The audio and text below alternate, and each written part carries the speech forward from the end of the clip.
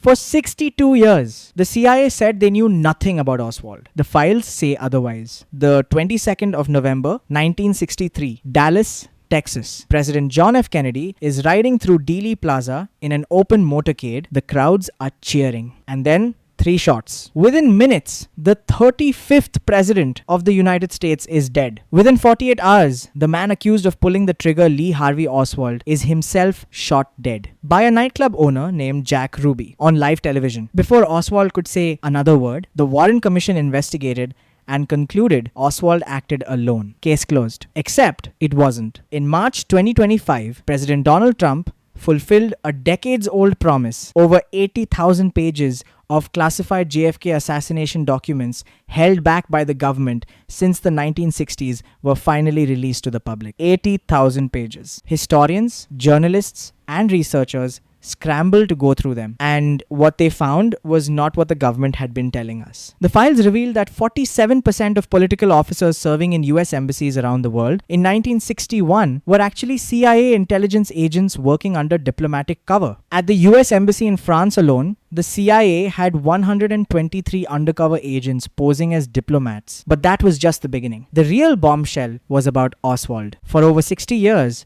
the CIA maintained one consistent position. We had no meaningful connection to Lee Harvey Oswald. That wasn't true. New documents unearthed by a House declassification task force proved that a covert CIA officer had direct knowledge of Oswald's activities months before the assassination. His name was George Joannides. Joannides was a covert CIA officer in 1963 who ran psychological warfare operations in Miami. He directed and funded a Cuban exile group called the DRE, which had direct contact with Lee Harvey Oswald just months before President Kennedy was assassinated. The CIA denied this connection for decades. The newly released files confirmed Joannides was the DRE's case officer and revealed that he later misled Congress, hiding the CIA's ties to both the group and Oswald. A 2-year cover-up confirmed in official government documents. Now here's where it gets even darker. The new files confirm that Oswald was in Mexico City between September 27 and the 2nd of October 1963,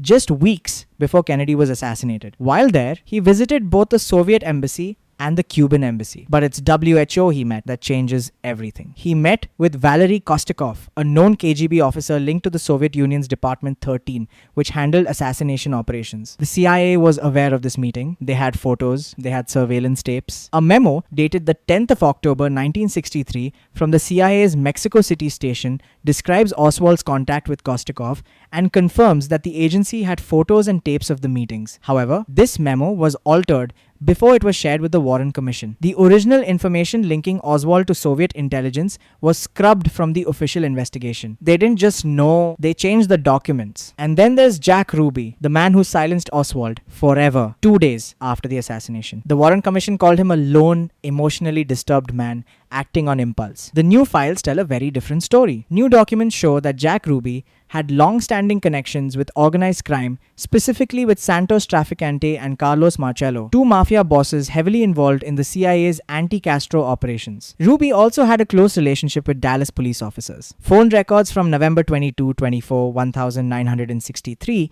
reveal that Ruby called known mob associates shortly before and after Oswald's arrest. This was not a man acting on impulse. This was a man with connections, with orders, with a reason to make sure Oswald never spoke again. Here is perhaps the most chilling detail of all. A newly declassified CIA document, known as the Donald Heath Memo, confirms that the CIA, in the immediate aftermath of Kennedy's assassination, rejected the notion that Lee Harvey Oswald acted alone. The CIA's own internal conclusion, written in the days after the assassination, was that Oswald did not act alone. But publicly, they said nothing. They supported the Warren Commission's lone gunman conclusion, and they classified everything that contradicted it. For 62 years, Lee Harvey Oswald stood in a Dallas police corridor on the 23rd of November, 1963, surrounded by officers and cameras. And he said just 4 words: "I am a patsy." 24 hours later, he was dead. The files are open now. And the question that has haunted the world for 62 years is still not fully answered.